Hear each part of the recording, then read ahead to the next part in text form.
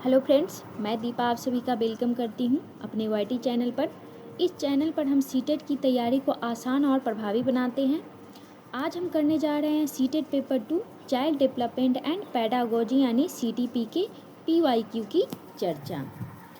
अगर आप चाहते हैं कि आपका कॉन्सेप्ट क्लियर हो और आप एग्ज़ाम में बिना घबराए सही जवाब दे सके तो इस वीडियो को अंत तक ज़रूर देखें और चैनल को सब्सक्राइब करना ना भूलें ताकि अगला वीडियो आपसे मिस न हो। चलिए शुरू करते हैं सीटीपी के पीवाईक्यू। देखते हैं आज का पहला क्वेश्चन। तो पहला क्वेश्चन है हमारे स्क्रीन पर, समावेशी स्कूल की रचना में क्या शामिल है। समावेशी स्कूल की रचना में क्या शामिल है। तो पहला ऑप्शन है नामीकरण व दोषारोपण को अपनाना। दूसरा ऑप्शन है पूर्वाग्रह व पक्षपात पर सवाल उठाना। तीसरा ऑप्शन है वर्गीकरण व पृथकीकरण का पुष्टिकरण। चौथा ऑप्शन है पाठ्यचर्या व शिक्षा शास्त्र को सख्त मानकीकृत बनाना। यहाँ पे क्वेश्चन में पूछा गया है समावेशी स्कूल यानी सबको एक साथ लेकर चलना है। तो नामीकरण व दोषारोपण को अपनाना ये नहीं होगा, गलत है। दूसरा है पूर्वाग्रह व पक्षपात पर सवाल उठाना। यहाँ पे पूर्वाग्रह व पक्षपात पर सवाल उठाना, तो ये सही लग रहा है। अगला ऑप्शन देखते हैं वर्गीकरण व पृथकीकरण का पुष्टिकरण, ये भी गलत है। चौथा ऑप्शन है पाठ्यचर्या और शिक्षा शास्त्र को सख्त मानकीकृत बनाना, मानकीकृत नहीं कर सकते, तो ये भी गलत है। तो इसका राइट आंसर हो जाएगा B will be right answer, पूर्वाग्रह व पक्षपात पर सवाल उठाना। एक बार इसका आंसर मिला लेते हैं, B will be right answer. अब हम नेक्स्ट क्वेश्चन देखते हैं। नेक्स्ट क्वेश्चन है हमारे स्क्रीन पर, लेखन कार्य में शब्दों की चूक, धीमी नकल की गति व लिखने में अन्य चुनौतियां किसकी विशिष्ट पहचान है। यहाँ पे पूछा गया है लेखन कार्य में शब्दों की चूक, धीमी नकल की गति व लिखने में अन्य चुनौतियां किसकी विशिष्ट पहचान है। तो पहला ऑप्शन है लेखन वैकल्य, दूसरा है गुणज वैकल्य, तीसरा है स्वलीन क्रम विकार, चौथा है प्रतिभाशाली विद्यार्थियों। तो यहाँ पे क्वेश्चन में पूछा गया शब्दों की चूक, धीमी नकल व गति व लिखने में अन्य चुनौतियाँ किसमें आती हैं। तो यहाँ पे लेखन वैकल्य हो जाएगा, ए विल बी राइट आंसर। एक बार इसका आंसर मिला लेते हैं, ए विल बी राइट आंसर। अब हम नेक्स्ट क्वेश्चन देखते हैं। नेक्स्ट क्वेश्चन है हमारे स्क्रीन पर, मौलिकता सोच में प्रभाव व लचीलापन किसकी प्रमुख विशिष्ट पहचान है।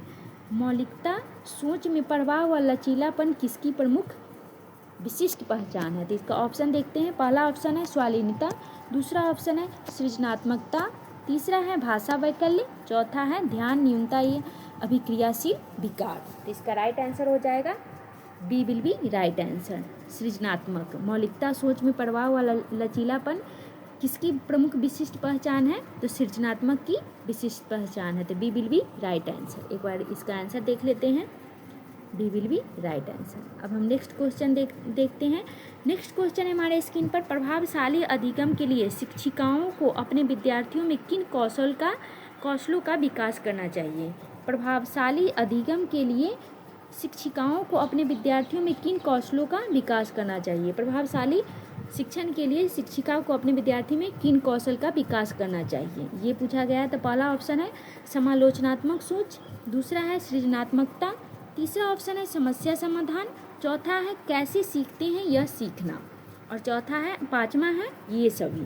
तो इसका राइट आंसर हो जाएगा, पहला है समालोचनात्मक सोच, ये भी सही है, सृजनात्मकता ये भी सही है, तीसरा है समस्या समाधान ये भी सही है, और चौथा है कैसे सीखते हैं ये सीखना, ये भी सही है। तो इसका राइट आंसर हो जाएगा ई विल बी राइट आंसर, यानी ये सभी। एक बार इसका आंसर देख लेते हैं,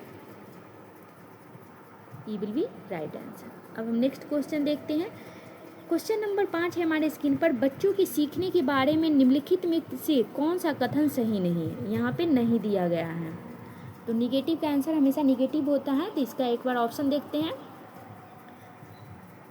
पहला ऑप्शन है बच्चे चक्रीय तरीके से सीखते हैं, दूसरा है बच्चे रैखिक तरीके से सीखते हैं, तीसरा ऑप्शन है बच्चे अपनी गलतियों और त्रुटियों से सीखते हैं, और चौथा ऑप्शन है बच्चे तब सीखते हैं जब वे सक्रिय संबंध बनाने में सक्षम होते हैं। तो यहाँ पे पूछा गया है बच्चों के सीखने के बारे में निम्नलिखित में से कौन सा कथन सही नहीं है। तो निगेटिव है, तो हमें इस ऑप्शन में से निगेटिव ही ढूंढना है, क्योंकि निगेटिव का आंसर हमेशा निगेटिव ही होता है। बच्चे चक्रीय तरीके से सीखते हैं, ये तो सही है, ये पॉजिटिव है। बच्चे रैखिक तरीके से सीखते हैं, ये निगेटिव है। रैखिक यानी सीधा नहीं सीखता, बच्चा हमेशा घूमता रहता है, घूम घूम के सीखता है। बच्चे अपनी गलतियों और त्रुटियों से सीखता है, ये बिल्कुल पॉजिटिव है। बच्चों तब सीखते हैं जब वे सक्रिय संबंध बनाने में सक्षम होते हैं, ये भी पॉजिटिव है। तो यहाँ पे निगेटिव है बी, तो B will be right answer. एक बार इसका हम आंसर देख लेते हैं, B will be right answer. अब हम नेक्स्ट क्वेश्चन देखते हैं, क्वेश्चन नंबर 6। एक रचनावादी कक्ष में डैश सीखने का केंद्र है। एक रचनावादी कक्ष में डैश सीखने का केंद्र है। तो इसका ऑप्शन है अनुबंधन, दूसरा है रटकर स्मरण करना, तीसरा है अर्थ बनाना, चौथा है भेदन व अभ्यास, ड्रिल एंड प्रैक्टिस। तो इसका राइट आंसर हो जाएगा सी विल बी राइट आंसर, अर्थ बनाना। एक रचनावादी कक्ष में डैश सीखने का केंद्र होता है, तो अर्थ बनाना, सी विल बी राइट आंसर। एक बार इसका आंसर मिला लेते हैं, सी विल बी राइट आंसर।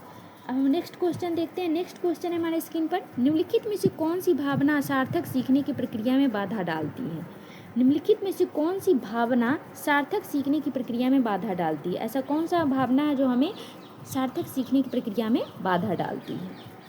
तो ऑप्शन देखते हैं, पहला चिंता, दूसरा है उत्साह, तीसरा है खुशी और चौथा है गर्व। तो यहाँ पे भी निगेटिव ही पूछा गया है, बाधा डालती है, तो ए विल बी राइट आंसर हो जाएगा, चिंता। इसका एक बार आंसर मिला लेते हैं, ए विल बी राइट आंसर। अब हम नेक्स्ट क्वेश्चन देखते हैं। नेक्स्ट क्वेश्चन है हमारे स्क्रीन पर, किसी दिए गए विषय पर ज्ञान और संबंधों को व्यवस्थित और प्रस्तुत करने का चित्रात्मक उपकरण क्या कहलाता है। क्वेश्चन एक बार फिर से पढ़ते हैं, किसी दिए गए विषय पर ज्ञान और संबंधों को व्यवस्थित और प्रस्तुत करने का चित्रात्मक उपकरण क्या कहलाता है। इसका ऑप्शन देखते हैं, अनुरूपक, दूसरा ऑप्शन है कलन विधि, तीसरा है संप्रत्यय चित्रण, चौथा है शाब्दिक अभिव्यक्ति। इसका राइट आंसर हो जाएगा कॉन्सेप्ट मैप्स।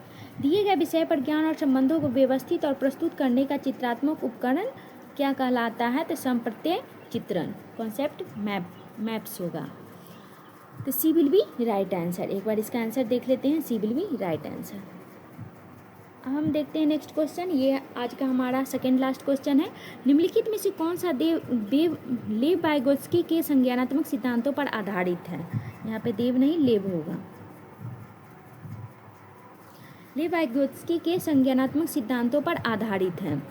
पहला ऑप्शन है पारस्परिक अध्यापन, दूसरा ऑप्शन है सक्रिय अनुकूलन, तीसरा ऑप्शन है प्रतिपादक अधिगम, चौथा है यंत्रवत याद करना।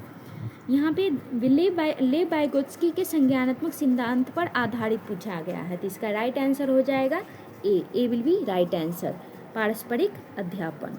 एक बार इसका आंसर मिला लेते हैं, ए विल बी राइट आंसर। अब हम देखते हैं नेक्स्ट क्वेश्चन, आज का लास्ट क्वेश्चन, विद्यार्थी सर्वोत्तम रूप से कब सीखते हैं। इसका पहला ऑप्शन है विषय वस्तु के साथ अर्थपूर्ण संलग्न से, दूसरा ऑप्शन है अध्यापिका के मौखिक निर्देशों का निष्क्रिय पालन करके, तीसरा ऑप्शन है दूसरों के व्यवहार की नकल अनुकरण करके, चौथा है दी गई विषय वस्तु का रट्टा मार के। तो यहाँ पे पूछा गया है विद्यार्थी सर्वोत्तम रूप से कब सीखते हैं, सर्वश्रेष्ठ रूप से कब सीखते हैं। तो विषय वस्तु के साथ अर्थपूर्ण संलग्न से, ये सही लग रहा है। नेक्स्ट ऑप्शन देखते हैं, अध्यापिका के मौखिक निर्देशों का निष्क्रिय पालन करके, ये गलत है। तीसरा है दूसरों के व्यवहार की नकल और अनुकरण करके, ये भी गलत है। कुछ हद तक सही भी है पर पूरा सही नहीं है। दी गई विषय वस्तु का रट्टा मार के, बिल्कुल भी नहीं। अब रोट लर्निंग बिल्कुल भी नहीं होता है, तो इसका ए विल बी राइट आंसर, विषय वस्तु के साथ अर्थपूर्ण संलग्न से। ये हमारा आज का लास्ट क्वेश्चन था। एक बार इसका आंसर मिला लेते हैं, ए विल बी राइट आंसर। तो वीडियो को अंत तक बने रहने के लिए धन्यवाद।